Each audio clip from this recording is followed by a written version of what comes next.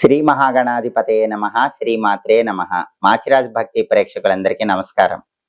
July నెలలో మేషాది ద్వాదశ రాశులకి మాస ఫలితాలు ఏ విధంగా ఉండబోతున్నాయో, అలాగే ద్వాదశ రాశుల వారికి జూలై నెల మొత్తం అదృష్టం కలిసి రావాలంటే ఏ దేవీ దేవతలను పూజించుకోవాలో, ఎలాంటి పరిహారాలు చేసుకోవాలో, ఏ మంత్రం జపించుకోవాలో, జూలై నెలలో ద్వాదశ రాశుల వారికి అనుకూలించే తేదీలేంటో, వ్యతిరేకించే తేదీలేంటో, జూలై నెల మొత్తం కూడా ద్వాదశ రాశుల వారికి మాస ఫలితాలు ఏ విధంగా ఉండబోతున్నాయో ఈ వీడియోలో మనం తెలుసుకుందాం.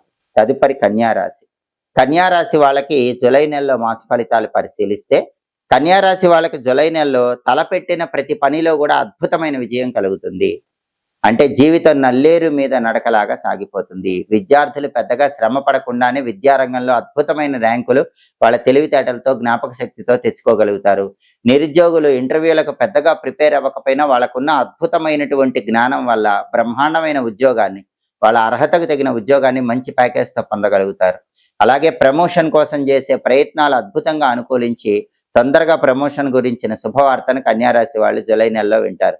వ్యాపారం చాలా అద్భుతంగా ఉంటుంది. పోటీ తట్టుకొని ప్రథమ స్థాయిలో వ్యాపారంలో ఉంటారు. కొత్తగా పెట్టుబడులు పెడితే ఆ పెట్టుబడుల వల్ల లాభాలు చేకూరుతాయి. భాగస్వామ్య వ్యాపారాలు విజయవంతం అవుతాయి. విద్యారంగంలో, ఉద్యోగ రంగంలో, వ్యాపార రంగంలో తిరుగులేని విధంగా కన్యారాశి వాళ్ళు జూలై నెలలో అద్భుతమైన విజయాలు అందిపుచ్చుకోగలుగుతారు.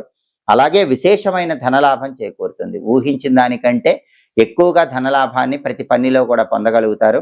నూతన వ్యవహారాలు కలిసి వస్తాయి. కన్యారాశి వాళ్ళు కొత్తగా ఏదైనా పని చేసుకోవాలన్నా, కొత్తగా బిజినెస్లు ప్రారంభించుకోవాలన్నా, కొత్త ఉద్యోగంలో చేరాలన్నా, కొత్తగా ఇన్వెస్ట్మెంట్లు చేయాలన్నా, కొత్తగా ల్యాండ్లు కొనాలన్నా, కొత్తగా చేసే ఏ పనికైనా సరే జూలై నెలలో కన్యారాశి వాళ్ళకి చాలా అద్భుతమైన బలం ఉంది. అదేవిధంగా మీ మాటకు విలువ పెరుగుతుంది. సమాజంలో మీ మాటను గౌరవిస్తారు. కుటుంబంలో మీ మాటను గౌరవిస్తారు. అలాగే ఇతరులకు మీరు బాగా మాట సహాయం కూడా చేస్తూ ఉంటారు. అంటే ఎక్కడైనా అవసరమైన చోట ఇతరుల గురించి మీ మాట వినియోగించి వాళ్ళకి ఆ పని తొందరగా పూర్తయ్యేలాగా చేస్తూ ఉంటారు. దానివల్ల వాళ్ళ కృతజ్ఞత, అభిమానం మీ మీద చాలా ఎక్కువగా పెరుగుతాయి. అలాగే వాహన మార్పులు చేస్తారు. పాత వాహనాన్ని అమ్మేసి కొత్త వాహనం కొనుక్కోవడానికి అవకాశాలు ఎక్కువగా ఉన్నాయి. ఉద్యోగులందరికీ కూడా ఆనందమయ జీవితం ఉంటుంది. ఏ ఉద్యోగం చేస్తున్నా బ్రహ్మాండమైన గుర్తింపు లభిస్తుంది. స్త్రీ మూలక లాభం కూడా ఉంది. అంటే కన్యారాశి పురుషులైనా, కన్యారాశి స్త్రీలైనా ఇతర స్త్రీల యొక్క సహాయ సహకారాల వల్ల ముఖ్యమైన పనులన్నీ సులభంగా పూర్తి చేసుకోగలుగుతారు. అలాగే తీర్థయాత్ర ఫలప్రాప్తి ఉంది. అంటే పుణ్యక్షేత్ర సందర్శనం చేయాలనే ఆలోచన పెరుగుతుంది. స్నేహితులతో కానీ, బంధువులతో కానీ కలిసి కన్యారాశి వాళ్ళు జూలై నెలలో ఖచ్చితంగా పుణ్యక్షేత్ర సందర్శనం అయితే చేస్తారు. భగవద్ అనుగ్రహం పొందగలుగుతారు. అంతేకాకుండా శత్రువుల మీద ఆధిపత్యాన్ని పొందుతారు. శత్రువులు కూడా మిత్రులుగా మారిపోతారు. కన్యారాశి వాళ్ళకి కావలసిన సహాయ సహకారాలు అందిస్తారు. అలాగే సంతోషంగా జీవితాన్ని గడిపే యోగం కన్యారాశి వాళ్ళకి జూలై నెలలో చాలా ఎక్కువగా కనిపిస్తుంది. చేస్తున్న వృత్తి వ్యాపారాల్లో కూడా ఊహించని మార్పులు చోటు చేసుకుని తారాస్థాయికి ఎదగటానికి అవకాశాలు ఎక్కువగా ఉన్నాయి. అలాగే శుభమూలక ధన వ్యయం కనిపిస్తోంది. శుభమూలక ధన వ్యయం అంటే శుభ కార్యక్రమాల కోసం ధనాన్ని ఎక్కువగా ఖర్చు చేస్తారు. అంటే పెళ్లిళ్ల కోసం కానీ, ఉపనయనాల కోసం కానీ, గృహప్రవేశాల కోసం కానీ, ఇంట్లో ఏదైనా శుభం చేసుకోవటం కోసం ధనాన్ని ఖర్చు పెడతారు. దానివల్ల ఆనందాన్ని పొందుతూ ఉంటారు. అలాగే భార్యాభర్తల మధ్య సఖ్యత అద్భుతంగా ఉంటుంది. లైఫ్ పార్ట్నర్తో ఎలాంటి గొడవలు ఉండవు. భార్యాభర్తలందరూ ఒకే మాట మీద నిలబడటానికి కన్యారాశి వాళ్ళకి అవకాశాలు ఎక్కువగా ఉన్నాయి. అలాగే స్త్రీ సౌఖ్యం కూడా కన్యారాశి పురుషులకు చాలా అద్భుతంగా జూలై నెలలో కనిపిస్తోంది. మొత్తం మీద పరిశీలిస్తే కన్యారాశి స్త్రీ పురుషులకి జూలై నెలలో పట్టిందల్లా బంగారంలా ఉంటుందని చెప్పడంలో ఏమాత్రం సందేహం లేదు. ఆర్థిక పరంగా కానీ, ఆరోగ్య పరంగా కానీ, కుటుంబ పరంగా కానీ అద్భుతమైన విజయాలు అందిపుచ్చుకోవటానికి ఆస్కారం ఎంతగానో ఉంది. కన్యారాశి వాళ్ళకి జూలై నెలలో కలిసి వచ్చేటటువంటి తేదీలు 4, 6, 7, 13, 14, 15, 19, 24, 31 ఈ తేదీల్లో ముఖ్యమైన పనులన్నీ చేసుకోవాలి. అలాగే కన్యారాశి వాళ్ళకి జూలై నెలలో కలిసి రాని తేదీలు, ప్రతికూల తేదీలు 2, అదేవిధంగా 9, 10, 11, 16, 22, 27, 28, 29 ప్రతికూల తేదీల్లో ఎలాంటి ముఖ్యమైన పనులు చేసుకోకండి. అలాగే కన్యారాశి వాళ్ళకి జూలై నెల ఇంకా అద్భుతంగా విశేషమైన శుభ ఫలితాలను కలిగింపజేయాలంటే 7 శనివారాల వ్రతం ప్రారంభిస్తే చాలా మంచిది. సప్త శనివార వ్రతం ద్వారా చాలా అద్భుతమైన ఫలితాలు లభిస్తాయి. ఈ సప్త శనివార వ్రతం చేసుకోవటం వీలు కాని వాళ్ళు కలియుగ ప్రత్యక్ష దైవమైన వెంకటేశ్వర స్వామి ఆలయానికి కన్యారాశి వాళ్ళు ఈ జూలై నెలలో వచ్చే శనివారాలు వెళ్ళండి, వెంకటేశ్వర స్వామికి అర్చన చేయించుకోండి, అష్టోత్తర శతనామావళి పూజ చేయించుకోండి, తులసి మాలికను సమర్పించండి, వెంకటేశ్వర ఆలయంలో ప్రదక్షిణలు చేయండి, వెంకటేశ్వర ఆలయంలో ధ్వజస్తంభం దగ్గర దీపం పెట్టుకోండి. ఇంకా అద్భుతమైన శుభ ఫలితాలు చేకూరుతాయి. వెంకటేశ్వర వజ్రకవచ స్తోత్రాన్ని రోజు చదవటం లేదా వింటం చేయండి.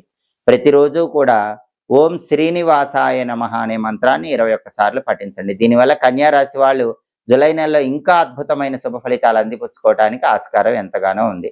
జాతకంలో గ్రహ దోషాలు ఎక్కువగా ఉన్నప్పుడు ఆ గ్రహ దోషాలన్నీ తొలగింపజేసుకోవటానికి ఫలదానం విశేషంగా సహకరిస్తుంది. కొన్ని ప్రత్యేకమైన పండ్లు దానం ఇవ్వటం ద్వారా ప్రత్యేకమైన గ్రహాల అనుగ్రహానికి సులభంగా పాత్రలు కావచ్చు.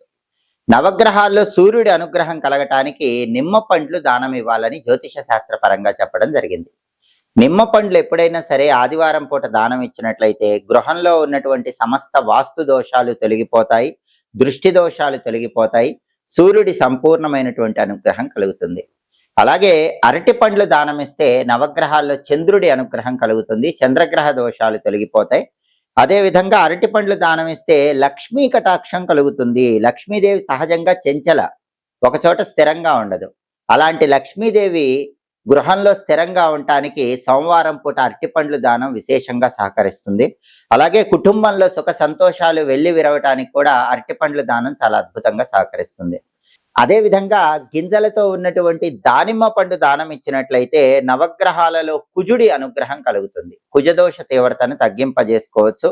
దానిమ్మ పండు దానం ఇవ్వటం ద్వారా సర్వ వ్యాధుల తీవ్రతను తగ్గింపజేసుకోవచ్చు, సర్వ పాపాలు తొలగిపోతే దీర్ఘాయుర్దాయం చేకూరుతుంది. మంగళవారం రోజు దానిమ్మ పండ్లు దానం ఇవ్వటం విశేషమైన శుభ ఫలితాలను కలిగింపజేస్తుంది.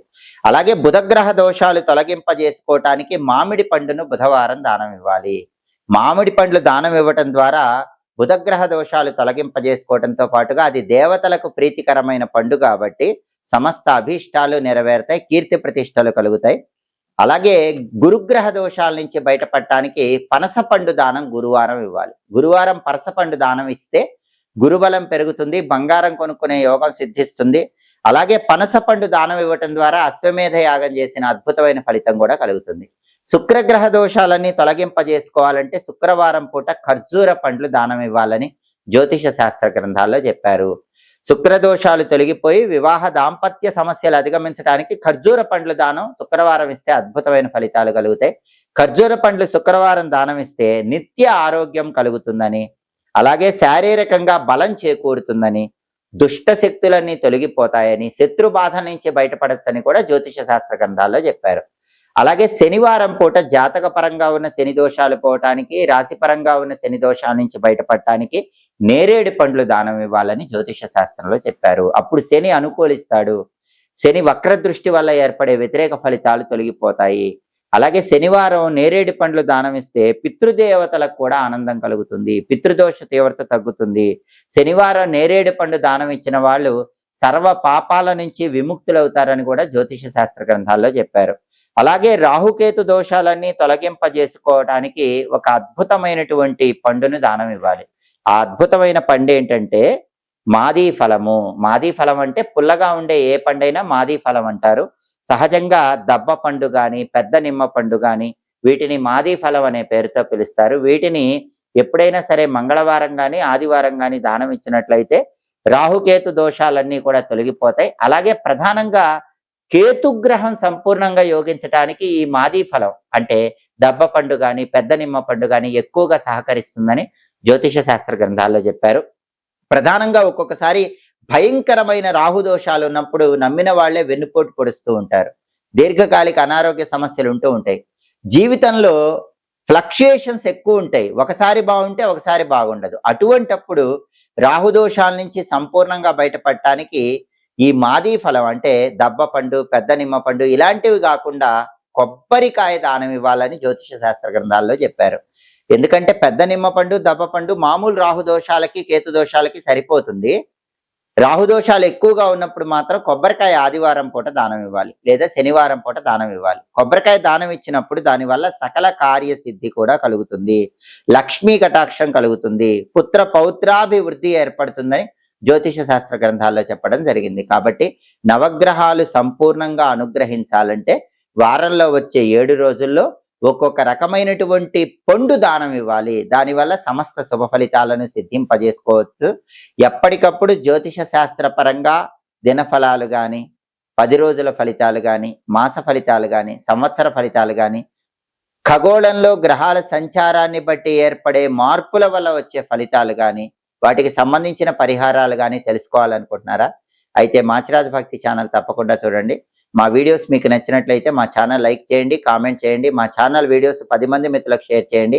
మా ఛానల్ సబ్స్క్రైబ్ చేసుకోండి. పక్కనున్న బెల్ సింబల్ నొక్కటం మాత్రం మర్చిపోకండి. సర్వే జనాః సుఖినో భవంతు. స్వస్తి.